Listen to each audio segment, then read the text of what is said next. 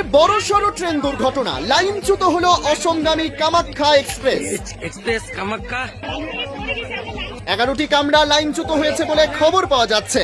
একাধিক এসি কামরা ছিটকে নেমে পড়েছে লাইন থেকে। জানা গিয়েছে বেঙ্গালুরু থেকে অসমের কামাখ্যা যাচ্ছিল ট্রেনটি। উড়িষ্যার কটক স্টেশন ছেড়ে কেন্দাপাড়ার কাছেই ঘটে এই ঘটনা। আতঙ্কে নেমে পড়েছেন যাত্রীরা, যদিও এখনো পর্যন্ত হতাহতের কোনো খবর আসেনি।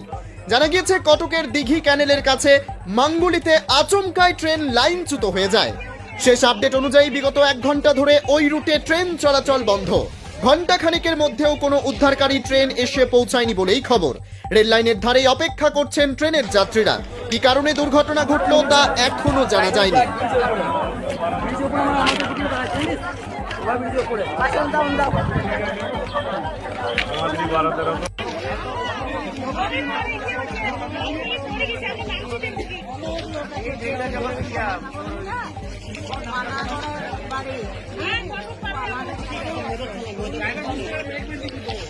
HMDDC এক্সপ্রেস কামাখ্যা রেল থেকে নেমে গেছে, কোন রকম উল্টানো থেকে বেঁচে গেছে।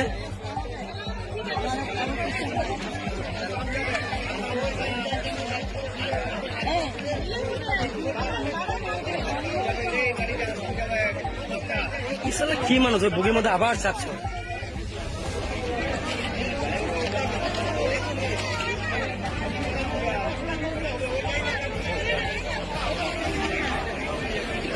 এই মুহূর্তে প্যাসেঞ্জারের ভিড় দেখতে পাচ্ছেন।